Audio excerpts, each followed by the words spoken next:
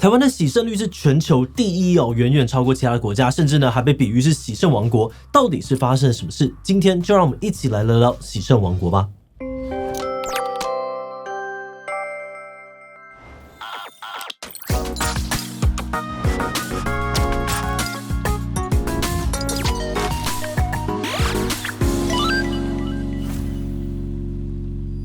Hello， 大家好，我是志奇。相信很多人都有听过台湾是洗肾王国的说法。我们的洗肾率呢，不只是全球第一哦，甚至还是第二名新加坡的 1.6 倍。根据健保局的资料呢，2022年台湾光是肾脏病一年就支出了超过587亿台币，占了健保总支出的 7.3%， 是全台湾最烧钱的疾病。目前大约有9万人在接受洗肾的治疗。不过这个人数引起了两极化的看法。有些人认为9万人太过夸张，实际上根本就没有那么多人需要洗肾，很可能呢只是部分的医生为了赚健保的费用就诱导病患洗肾。但另外一方面，又认为9万人其实被低估了。台湾有很多人都担心洗肾会让人生变成黑白，迟迟不敢就医，延误治疗，所以实际的数字应该更为惊人。那既然这一集呢是我们的会员选题哦，大家都很好奇，到底洗肾是什么？洗肾真的会让人生变黑白吗？为何台湾的洗肾率这么的高？身为台湾人又要怎么样预防呢？今天就让我们一起来讨论看看吧。不过在开始今天讨论之前，先让我们进入到工商服务时间。你是否跟我一样有减重复胖的惨痛经验呢？记别气馁哦，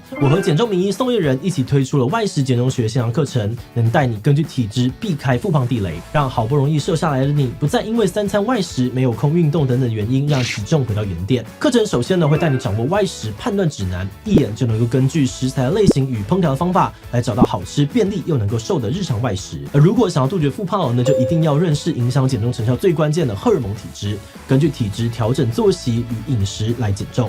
就不用勉强自己疯狂的运动节食挨饿，更不用担心一旦松懈就迅速的膨胀复胖。现在外食减重学好评开课咯，限时的优惠呢是75折，输入我的专属折扣码 STAYFIT77 还能够再折500元，赶快一起加入吧。在讲洗肾是什么之前，我们要先来讲一下肾脏这个器官。肾脏在我们体内呢，负责净化血液，它就像是一个过滤的系统，负责调节水分的平衡，排出含氮废物，并且维持电解质的稳定。但是当我们的肾脏受损到一定程度之后呢，就会没有办法正常运作。这个时候，人体多余的代谢产物就会开始累积，慢慢的出现尿毒症状，比如说恶心、呕吐啊，呼吸困难，严重时还会有生命危险。所以病患呢就要透过外部的过滤系统来清洁血液，而这个透析治疗，也就是我们俗称的洗肾。那问题就来了，到底是怎样状况肾脏会损坏到需要洗肾呢？导致肾脏会受损的原因有很多，一般呢可以分成急性肾衰竭还有慢性肾脏病2大类。急性肾衰竭呢，通常是指在短时间内肾功能急速的恶化，可能是失血过多啊、心脏衰竭等等原因所引起。而在这种情况之下的洗肾通常是暂时的，如果尽早找到原因并且给予治疗，肾功能就有可能会恢复。不过慢性肾脏病就没有那么幸运了，当肾脏长期的受到损害而萎缩，通常就必须要终身洗肾。但这边要强调一下，不是被诊断出慢性肾脏病就一定要洗肾，一般呢要恶化到第5期才会需要考虑洗肾。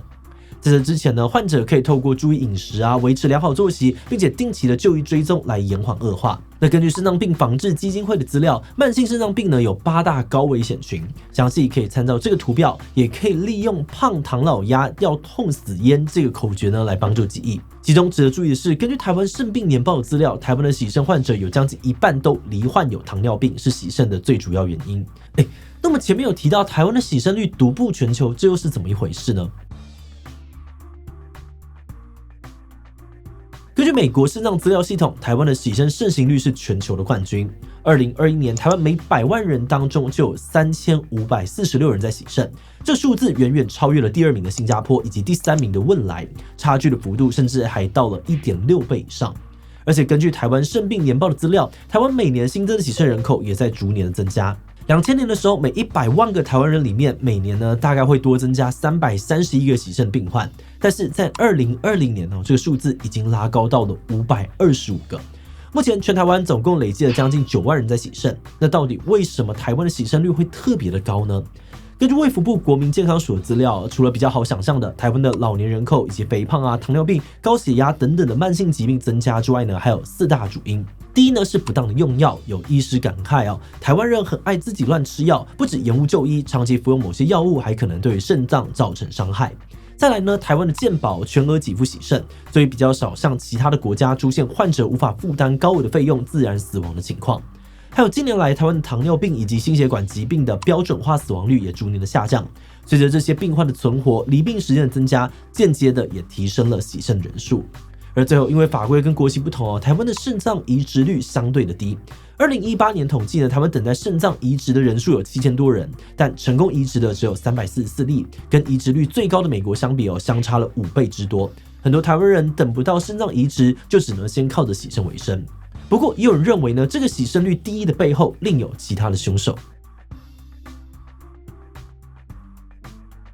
2011年呢，有监察委员批评洗肾医师的平均收入是其他医师2倍以上，导致基层诊所的医师都不看感冒了，纷纷转而去开设洗肾中心。甚至还有消息说，某些洗肾中心为了留住病患，会提供营养品或是慰问金。这些人呢，就质疑健保大手笔的给付，让洗肾成为了健保黑洞。2022年，光是健保给付洗肾的费用呢，就占了总额的 5%， 平均一个洗肾的病患呢，一年就要花掉健保将近50万元。不过，也有肾脏科医师反驳，收入高并不代表利润高，洗肾中心需要投资昂贵的医疗仪器啊，还有耗材，另外呢，还有人事跟租金成本。通常开设洗肾中心，最基本就要亏3年，并没有大家想象当中的好赚。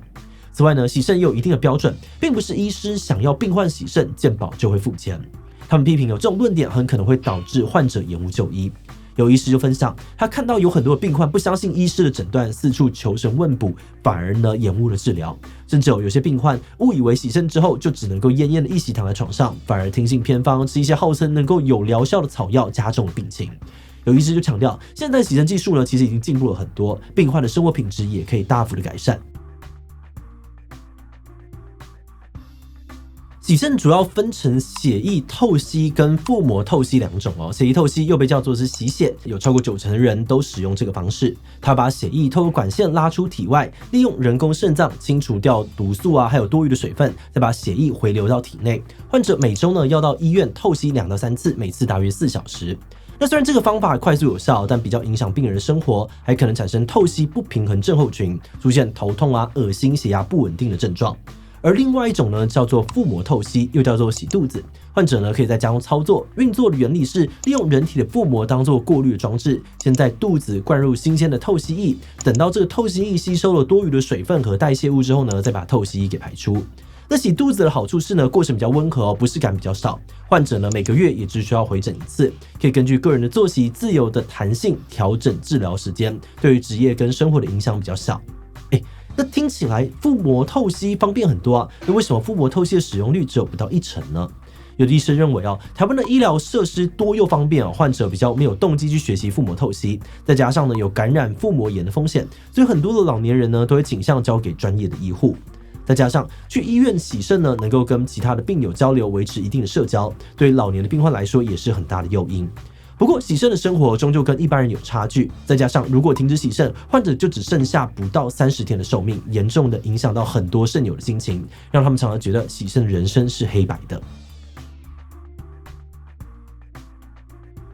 有研究发现，慢性肾脏病患的患者当中呢，大约每3位就1位有忧郁的症状，而且有将近86% 的洗肾患者表示晚上都睡不好。有肾友就分享自己洗肾住院的前2周呢，完全没有办法闭上眼睛，因为害怕睡了就再也醒不过来。而这样的情况呢，不只是影响心理状态，还连带的影响生理健康。长期洗肾又患有忧郁症的人呢，死亡率会比那些没有忧郁症的洗肾患者还要高出 1.45 倍。所以很多的医生呢都会鼓励患者，其实只要好好的遵循医疗指示，洗肾的存活率跟生活品质还是可以维持一定的水准，不要太过担心。以台湾肾病年报的统计来说，年纪在44岁以下的洗肾病人寿命平均可以延长15到20年，即使是年龄超过75岁的病人，平均寿命也能够再延长2到5年。甚至在今年3月，林口长庚呢还有一位唐爷爷，因为积极的面对20年的洗肾生活，刚刚欢庆了102岁的生日。那虽然洗肾不代表人生就走上终点但大部分的人还是会希望可以尽量避免。那一般大众有什么方法可以预防洗肾吗？其实实我们查了卫福部的护肾8招呢，发现就是很一般的老生常谈，像是多喝水啊、健康饮食、规律运动、跟控制三高还有体重、不抽烟、避免服用不当药物等等。那其中比较值得注意的是，根据国健署的规定，40到64岁的民众呢，每3年可以免费做一次成人预防保健服务；65岁以上民众呢是每年1次。透过定期的检查肾功能，可以帮助大家早点发现问题，并且及时的治疗。除此之外呢，因为慢性肾脏病在初期通常没有明显的症状，很容易被忽视。卫福部呢也建议民众可以透过泡水、高频卷这5个简单的指标来自我检测。像是一般尿液的泡泡呢，通常在10到30秒就会消失。那如果持续了几分钟都还在，可能表示尿液当中有过量的蛋白质，肾脏功能可能有问题。除此之外呢，还有像水肿啊、高血压、贫血，或是感到特别疲倦，都可能呢是肾功能受损的征兆，最好进一步的就医检查原因。在进入观点前呢，我们先特别感谢这一期的所有会员因为有了大家支持跟赞助，我们才能够持续运作这个频道。而且今天这支影片的主题就是会员投票选出来的所以如果你愿意支持我们走得更远，或是有特别想要讨论议题，都欢迎加入我们会员，每个月跟大家一起讨论票选有兴趣的主题。好的，那话说回来，我们一开始看到洗肾王国这个名词时呢，会觉得有点不太舒服，好像台湾人的肾脏特别的差，所以呢也看到很多媒体呢都用恶名啊、骂名来形容这个称号。不过我们在查完这集的资料之后呢，觉得或许可以换个角度来看，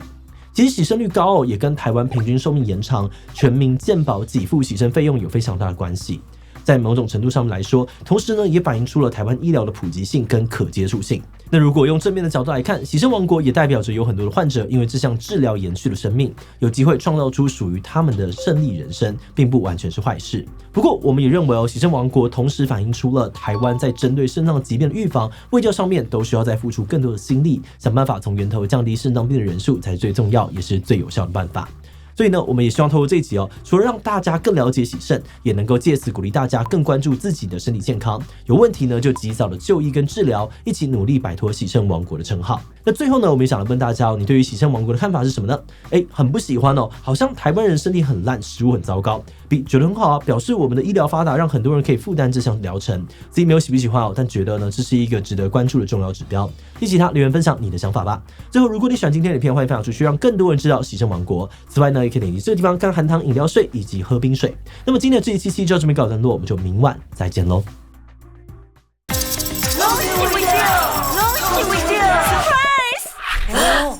祝大家龙心大喜，新年迎新机最高值2000元，多点财神器送哈密 Point18000点，好运人人有，上网量加码送走春最 lucky， 国际漫游畅享天天价，中华有心，龙心大喜，龙心为奖励，永远走在最前面。中华电信。